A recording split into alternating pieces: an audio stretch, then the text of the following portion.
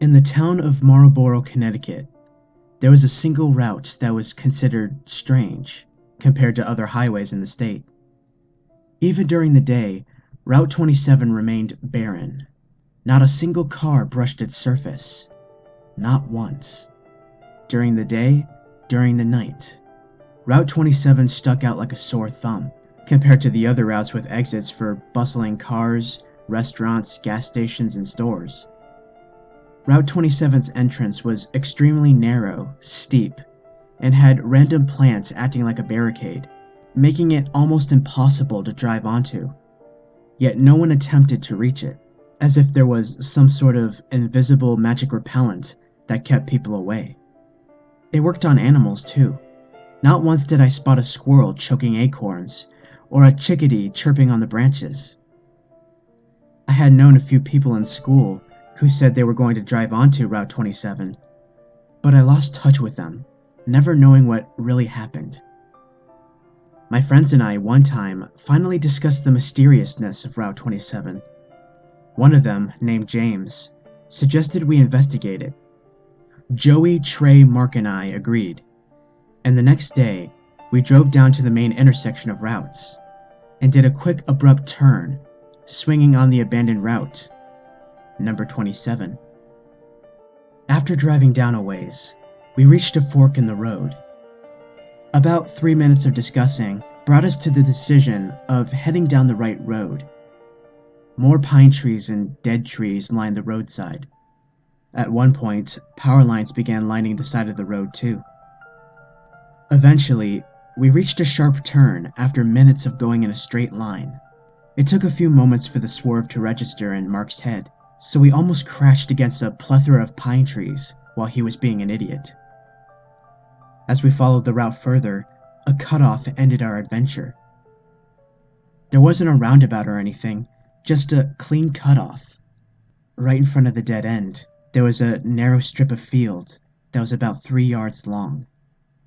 In front of that, there was an enormous pine tree that could easily crush anything that collided with it.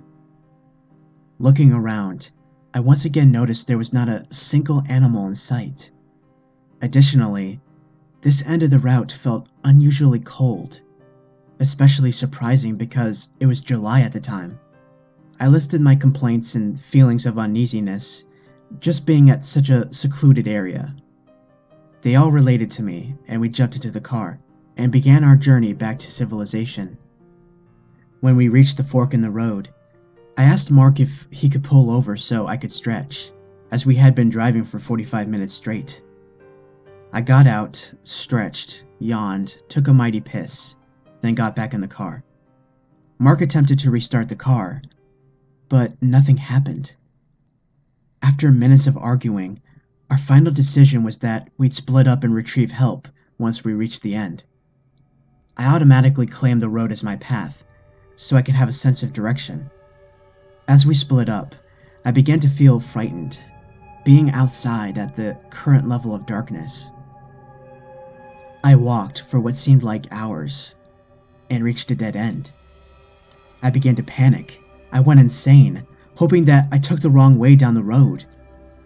However, I could tell I had walked towards the entrance, because there wasn't that awkward stretch of land beyond the pavement. I fought my way through prickers, pine trees, weeds, grass, vines, you name it. Hours later, I saw a glimmer of streetlight ahead. I began sobbing, hoping that I had reached civilization again. I stumbled over a tree stump, but stood back up and sliced through the final layer of dangling vines. As if there were some sort of barrier blocking all outside sounds. The sounds of buses honking, cars whizzing by, and police sirens suddenly filling the air answered my question. I had escaped Route 27. I pounded the ground, sobbing tears of joy, knowing I had survived the nerve-wracking experience. But my happiness was short-lived, as I remembered my friends, probably still searching for a way out. I sprinted down to the nearest phone booth and dialed 911. I told them where I was too, as I did not have any money on me for a bus, or a car for a trip back home.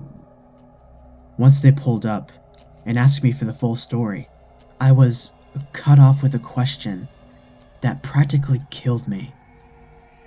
"What's Route 27?"